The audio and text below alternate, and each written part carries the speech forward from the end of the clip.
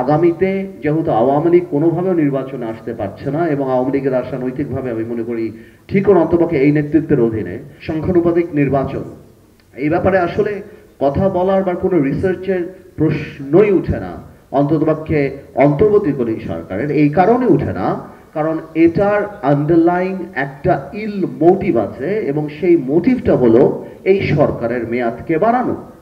যখন এই সরকারকে মেয়াদকে বাড়ানোর জন্য শুধু এই সংখ্যানুপাতিক নির্বাচনের কথা বললেই হবে না, এর আগে আমরা স্থানীয় সরকার নির্বাচন চেয়েছি, আরো অনেক কিছু চেয়েছি, বাট আমরা ভালো করেই জানি যে এই সব কিছু, বিকজ সংখ্যানুপাতিক নির্বাচন ভালো কি খারাপ সেটা পরের কথা, but it needs a lot of research. বাংলাদেশের মানুষ আপনারা দেখেছি ইভিএমে কিভাবে ফেল করেছে, সেখানে সংখ্যানুপাতিক নির্বাচনে বাংলাদেশ আপনার আরপিও এবং অন্যান্য রিলেটেড যে আইনগুলি সেগুলিকে চেঞ্জ করে সংখ্যানুপাতিক নির্বাচনে আসা, we are just not ready for it, আমাদের মাথায় রাখতে হবে।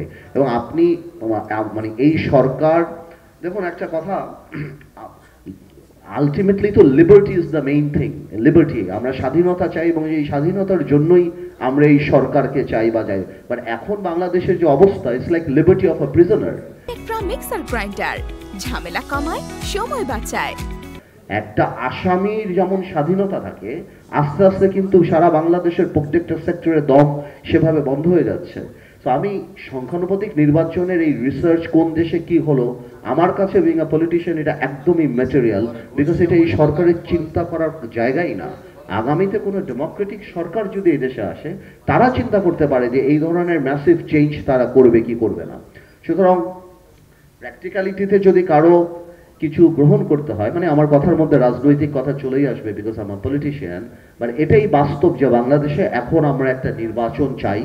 এবং অনেকেরই ভয় লাগতে পারে, অনেকেরই চিন্তা করতে পারে যে নির্বাচনে যারা ক্ষমতা আসবে, বিশেষ করে আমি খোলাখুলি বলি, বিএনপির কথা যদি কেউ বলে যে বিএনপি কিভাবে আসবে, গত 9 মাসে বিএনপির উপরের দিকে বা বিএনপির যারা সুপ্রিমো, তাদের অ্যাটিটিউড, তাদের পলিটিক্যাল স্টেপ দেখলে সবাই দেখতে পাচ্ছেন যে তারা ইনক্লুসিভিতে বিশ্বাস করে।